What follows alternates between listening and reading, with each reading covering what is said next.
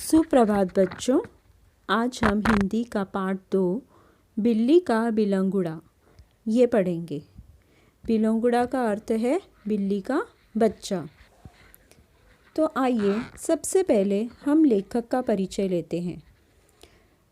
श्री राजेंद्र लाल हांडा जी, जो कि एक जाने माने कथाकार हैं, उन्होंने कई रचनाएं और पत्र पत्रिकाओं में हमेशा लिखा है। समसामयिक विषयों पर उनकी रचनाएं सामाजिक समस्याओं को उद्घाटित करती हैं। पाठ के संबंध में पाठ परिचय। यह एक हास्य कहानी है। जीवन की किसी भी रोचक घटना का प्रवाही वर्णन एक कहानी होती है। इसमें किसी भी सत्य का उद्घाटन होता है। हास्य कहानी में इसे हल्के फुल्के हंसी के अंदाज में प्रस्तुत किया जाता है। प्रस्तुत पाठ में लेखक हांडा जी ने हास्य के माध्यम से गलतफहमी के कारण उत्पन्न विशेष स्थितियों का वर्णन किया है। प्रस्तुत कहानी में एक गृहस्वामी चूहों से छुटकारा पाने के लिए बिल्ली पालते हैं और इससे घर के चूहे तो खत्म हो जाते हैं, पर बिल्ली एक समस्या बन जाती है क्योंकि वह घर की चीज़ों का नुकसान करने लगती है। वे उससे छुटकारा पाना चाहते हैं, जिसके कारण उनका नौकर अमरू बिल्ली को बोरे में डालकर कहीं छोड़ने जाता है तो लोग उसे बच्चा चुराने वाला समझ बैठते हैं और उसके पीछे लग जाते हैं। अंत में नौकर बोरे का मुंह खोलकर बिल्ली बाहर जब निकालता है, तभी सारा माहौल, जो कि बिल्कुल गंभीर था, हंसी में बदल जाता है। तो आइए अभी हम ये पाठ पढ़ते हैं। बिल्ली का बिलंगुड़ा। बिलंगुड़ा का अर्थ है बिल्ली का छोटा बच्चा। एक समय था जब घरों में बिल्ली का आना जाना बहुत बुरा समझा जाता था, परंतु आजकल की परिस्थिति के अनुसार पुरानी विचारधारा और परंपरा एकदम घपले में पड़ गई है। पुरानी प्रथाएं थी कि लोग बिल्ली को अपशकुन मानते थे, बिल्ली का रास्ता काटना। इस प्रकार बिल्ली को वो कभी भी घर पर नहीं पालते थे। जैसे बिल्ली के बालों को जहरीला समझा जाता था। परंतु आजकल ये सारी विचारधाराएं पुरानी हो चुकी हैं और लोग घरों में बिल्ली को पालने लगे हैं। वही विचार ठीक समझा जाता है जिससे काम चले। पिछले दिनों हमारे घर में बहुत चूहे हो गए थे। उन्हें घर से निकालने के बहुतेरे प्रयत्न किए गए। बहुतेरे का अर्थ है बहुत प्रकार के। आटे और अनाज के लिए लोहे के ढोल बनवाए गए, जिसके लिए उन्होंने आटे और अनाज को रखने के लिए लोहे के पीपे यानी ड्रम जो है उसे कह सकते, लोहे के ड्रम बनवाए। यह उपाय कुछ दिनों तक कारगर रहा। यह उपाय जो है वो कुछ दिनों तक उपयोगी रहा, लेकिन चूहे जो है उसे भी उसमें भी चुपके से घुसकर और अनाज का नुकसान करने लगे। इस समस्या पर कई मित्रों से परामर्श किया गया। इस समस्या के लिए लेखक ने अपने कई दोस्तों से सलाह ली और आखिरकार उन्होंने ये फैसला किया कि घर में एक बिल्ली को पाला जाएगा, और उनके इस प्रस्ताव पर किसी को भी कोई ऐतराज़ नहीं था। चुनांचे एक बिल्ली लाई गई। चुनांचे का अर्थ है इसलिए उन्होंने एक बिल्ली लाई और उसकी खूब खातिरदारी होने लगी। बच्चे उसे दूध पिलाने लगे, कभी रोटी देने लगे, और जो बिल्ली थी उससे धीरे धीरे ठीक तरीके से सभी चूहों का सफाया करना शुरू कर दिया। और देखते ही देखते घर के सारे चूहे जो है वो गायब हो गए, जिसके कारण घर के जो लोग थे वो बहुत खुश हो गए। और बिल्ली जो थी उसका कोई ख़ास खर्चा भी नहीं था, क्योंकि वो लोगों की जो थाली में जूठन होती थी, जो बचा खुचा खाना होता था, वो उसे खाकर ही संतुष्ट हो जाती थी। इस प्रकार 2 महीने बीत गए और हम जो थे, जो लेखक के घर के लोग थे, वो चूहों ने जो उन्हें परेशान किया हुआ था वो सब भूल चुके थे। लेकिन आज ऐसा दिन था कि वो बिल्ली से तंग आ चुके थे। उन्होंने मन में सोचा कि चूहे तो सिर्फ अनाज ही खाते थे, लेकिन कम से कम परेशान तो नहीं करते थे, परंतु ये जो बिल्ली है वो खाती भी बहुत है और परेशान भी करती है। जिसके कारण उनका जो रवैया है, उनका जो व्यवहार है वो बिल्ली के प्रति धीरे धीरे बदलने लगा। अर्थात जो उनका पहले वो बिल्ली से बहुत ज़्यादा प्यार करते थे, उसकी खातिर करते थे, आज वो उससे नफ़रत करने लगे थे।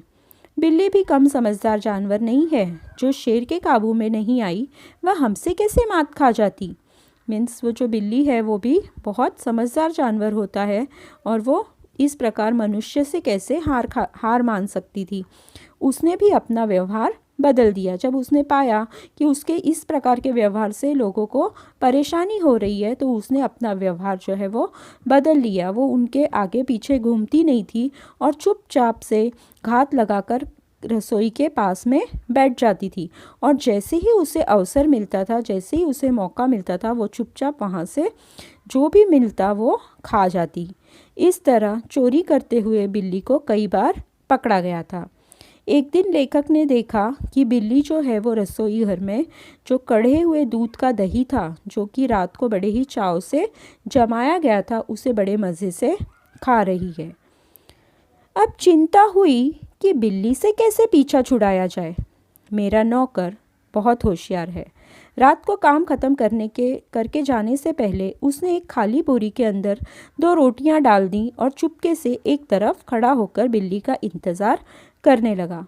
अब जो लेखक के घर वाले थे वो बिल्ली से परेशान हो चुके थे और वो उन्हें ये चिंता लगी हुई थी कि किस प्रकार वो बिल्ली से पीछा छुड़ाएं। उनका जो नौकर था अमरू, वो बहुत ही ज़्यादा होशियार था। रात को उसने फटाफट अपना सारा काम ख़त्म किया और एक खाली बोरी में 2 रोटियां डालकर वो चुपचाप एक तरफ खड़ा हो गया, क्योंकि उसे पता था अभी रात को जब सब लोग सो जाएंगे तब बिल्ली चुपचाप रसोई घर में आएगी। और हुआ भी उसी प्रकार। बिल्ली आई, वह एकदम रोटियों पर झपटी। नौकर ने तुरंत बोरी का एक सिरा पकड़कर उसे ऊपर से बंद कर दिया। रस्सी के साथ बोरी का मुंह बांध दिया गया। चूँकि अब रात के 10 बजे थे, मैंने अपने नौकर अमरू से कहा सवेरे बिल्ली को कहीं दूर छोड़ आए जिससे वह घर में वापस न आ सके। तो इसी प्रकार जो अमरू है उसने जैसे ही बिल्ली रोटियां खाने के लिए उस पर जो रोटियों पर झपटी, उसने फटाफट बोरी का मुंह बांध दिया। तो तभी जब उसने ये सब किया तब रात के 10 बज चुके थे। तो लेखक ने नौकर से कहा कि वो सुबह जाकर बिल्ली को कहीं दूर छोड़ आए जिसके कारण बिल्ली वापस उनके घर में न आ सके। सब लोगों को चाय पिलाते पिलाते अमरू को अगले दिन 8 बज गए। मैंने याद दिलाया उसे बिल्ली को भूली भटियारिन की तरफ छोड़कर आना है। ऐसे करते करते जब सुबह के 8 बज चुके थे और तभी लेखक ने अमरू को याद दिलवाया कि उसे बिल्ली को छोड़कर आना है। भूली भटियारिन यानी गांव की कोई जगह होगी जो कि उनके घर से काफ़ी दूर थी। बोरी कंधे पर लटकाकर अमरू चल दिया। बात आई गई हो गई। मैं हजामत और स्नान आदि में व्यस्त हो गया क्योंकि 9:30 बजे दफ्तर जाना था। जो लेखक था वो भी मतलब ये सब बात को भूल चुका था, क्योंकि अब बिल्ली का जो काम है वो ख़त्म हो चुका था, उसे पकड़ लिया गया था। अब लेखक भी अपना दाढ़ी वगैरह बनाकर स्नान करने में व्यस्त हो गया क्योंकि उन्हें 9:30 बजे अपने दफ्तर जाना था। गुसल खाने में मुझे जोर का शोर सुनाई दिया। गुसल खाने का अर्थ है स्नान गृह। मैं नहाने में व्यस्त था और कुछ गुनगुना रहा था, इसलिए मेरा ध्यान उधर नहीं गया। 2 मिनट के बाद ही फिर शोर हुआ। इस बार मैंने सुना मेरे घर के सामने कोई आवाज़ लगा रहा है, आपका नौकर पकड़ लिया गया है। अगर आप उसे छुड़ाना चाहते हैं तो छप्पर वाले कुएं पर पहुंचिए। जब लेखक नहाने गया तब उन्होंने सुना कि कोई उन्हें बोल रहा था कि आपके नौकर को पकड़ लिया गया है। अगर आप उसे बचाना चाहते हैं तो जल्दी से जल्दी छप्पर वाले कुएं की तरफ आ जाइए। मैं हैरान हुआ कि क्या बात है। समझा शायद अमरू किसी की साइकिल से टकरा गया होगा, शायद साइकिल वाले का कुछ नुकसान हो गया हो और उसने अमरू को धर पकड़ा हो। रही आदमी इकट्ठे होने की बात, यह काम दिल्ली में मुश्किल नहीं और फिर करोल बाग में तो बहुत आसान है, जहाँ सैकड़ों आदमियों को पता ही नहीं कि वे किधर जाएं और क्या करें। खैर उधर जा ही रहा था कि रास्ते में खाली बोरी लटकाए अमरू आता हुआ दिखाई दिया। तो इस तरह जो लेखक है उन्होंने सोचा कि शायद अमरू किसी साइकिल वाले से टकरा गया होगा या किसी का कुछ नुकसान कर दिया होगा जिसकी वजह से उसे पकड़ा गया होगा। और वो देखने जा ही रहे थे अमरू को, तभी उन्हें रास्ते में अमरू दिखाई दिया जो कि खाली बोरी को अपने कंधे पर लटकाए हुए आ रहा था। वह खूब खिलखिलाकर हंस रहा था। उसे डांटते हुए मैंने पूछा, अरे क्या बात हुई? तूने आज सुबह ही सुबह क्या गड़बड़ की जो इतना शोर मचा और मोहल्ले के लोग तुझे मारने को दौड़े?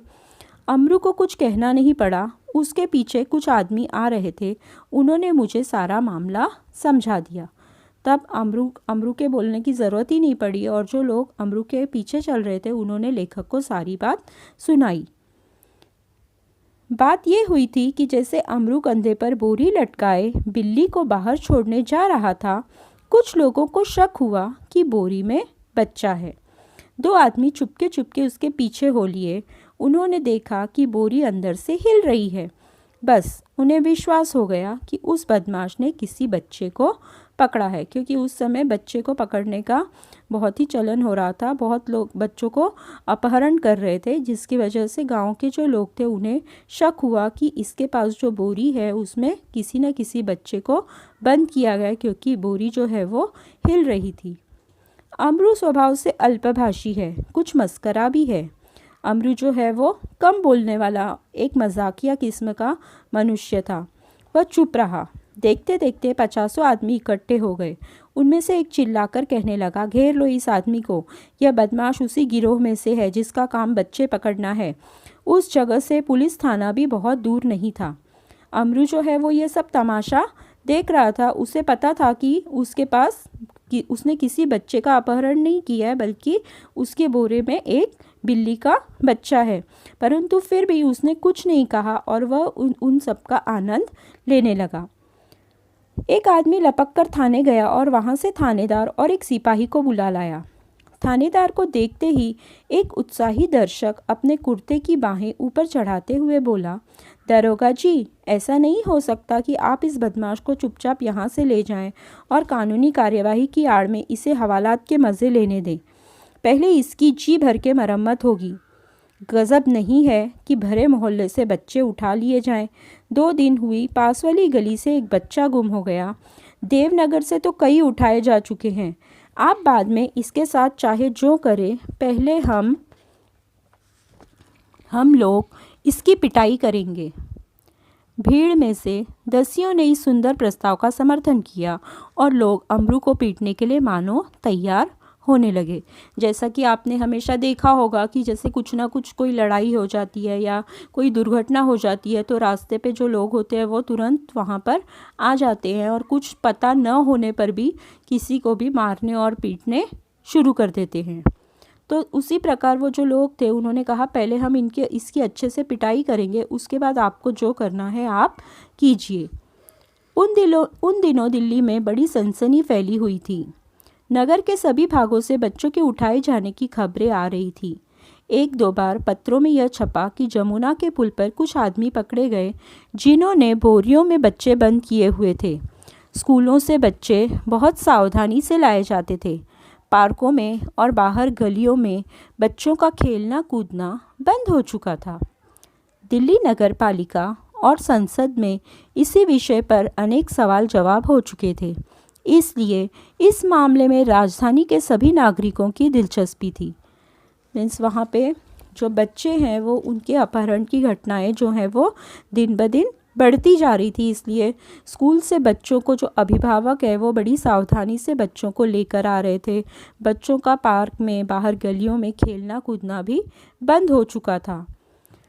आश्चर्य इस बात का नहीं कि लोगों ने अमरू पर संदेह क्यों किया, बल्कि इस बात का था कि उन्होंने अभी तक उसकी मार पिटाई शुरू क्यों नहीं की। वातावरण में सनसनी और तनाव की कमी न थी। अगर थानेदार पुलिस का सिपाही वहाँ न होते तो अब तक अमरू पर भीड़ टूट पड़ी होती। वो तो अमरू की किस्मत अच्छी थी कि वहाँ पर पुलिस और थानेदार जो है वो आ चुके थे, पुलिस का सिपाही और थानेदार आ चुके थे, वरना जो अमरू है उसको अब तक भीड़ ने अच्छी तरह मार पीट लिया होता। थानेदार ने आते ही अमरू की कलाई पकड़ लिया और पूछा, बोल, ये बच्चा तूने कहाँ से लाया है और इसे तू कहाँ ले जा रहा है? बता, कहाँ है तेरे और साथी? आज सबका सुराग लगा कर ही हटूंगा। अमरू अब तक तो दिल में हंस रहा था, मगर थानेदार की धमकियों से वो कुछ घबरा गया। अब तक जो अमरू है वो ये सारी जो हो रहा था, सब जो वारदात हो रही थी उस सब का आनंद ले रहा था। लेकिन जैसे ही एक थानेदार और पुलिस के सिपाही को उसने देखा और उनकी जो धमकियाँ थी वो उसने सुनी, तब उसकी जो जान है वो आफत में आ गई। उसने दबी आवाज़ में थानेदार से कहा, सरकार, मैंने किसी का बच्चा नहीं उठाया, ना मैं कोई बदमाश हूँ। मैं तो एक भले घर का नौकर हूँ और रोटी चौका करके अपना पेट पालता हूँ।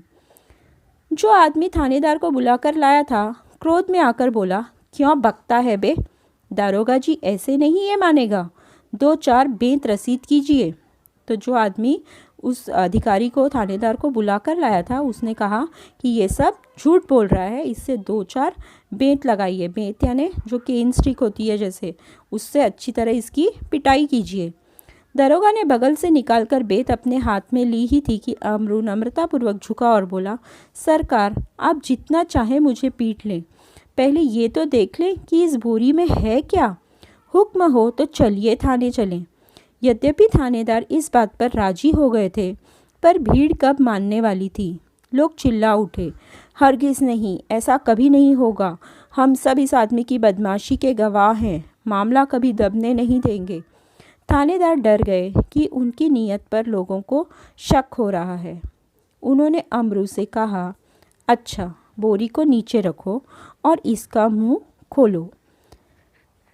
अमरू शांतिपूर्वक नीचे बैठ गया और धीरे से उसने बोरी का मुंह खोल दिया। जैसे ही बोरी का मुंह खुला, बिल्ली का बिलंगुड़ा छलांगे मारता हुआ एक तरफ भाग गया और लोग देखते ही रह गए। और इस प्रकार जैसे ही बोरी का मुंह खोला गया तो उसके अंदर जो बिल्ली के बिलंगुड़ा बंद था वो फटाफट छलांगे मारते हुए वहाँ से भाग गया। थानेदार की भी समझ में न आया कि अब क्या करे। वह थाने की तरफ मुड़ा और एक तांगे वाले की पीठ पर बेत मारते हुए बोला, जानते नहीं, रास्ते में तांगा खड़ा नहीं करना चाहिए। क्योंकि जो थानेदार था वो अपने आप पर उसे बहुत ही शर्म आई और वो अपना गुस्सा कहीं ना कहीं निकालना चाहता था, इसलिए उसने अपना गुस्सा एक तांगे वाले पर निकाला और उसे यूं ही डांट दिया। इस प्रकार अपनी झेप मिटाने का यत्न करते हुए दारोगा जी चले गए और अमरू हंसता हुआ घर वापस आ गया। तो इस पार्ट में आपने देखा बच्चों कि किस प्रकार एक बिल्ली के बिलुंगड़े की वजह से, बिल्ली के बच्चे की वजह से एक हास्य का जो जैसे हम बोल सकते हैं हास्य का एक दृश्य उत्पन्न हो गया। वो किस प्रकार अमरू जो है उसने समय पर उन्हें पहले ही उत्तर नहीं दिया कि उसके बोरी में कोई बच्चा नहीं बल्कि एक बिल्ली का बिलुंगड़ा है। अगर वो समय पर ही बता देता तो इतना बड़ा दृश्य उत्पन्न नहीं होता था, परंतु उसने ऐसा न किया और ये जो घटना है, ये जो बात है, वो सब दारोगा तक, थानेदार तक पहुंच गई। तो इस प्रकार इस कहानी के माध्यम से लेखक ने हमें एक हंसी की जो स्थिति है वो उत्पन्न की है और अंत में जो दर्शक मतलब जो सुनने वाला है, जो पाठक है, वो मतलब हंसे बिना नहीं रह पाता। तो मुझे आशा है आप सभी को ये पाठ अच्छी तरह से समझ में आ गया होगा। धन्यवाद।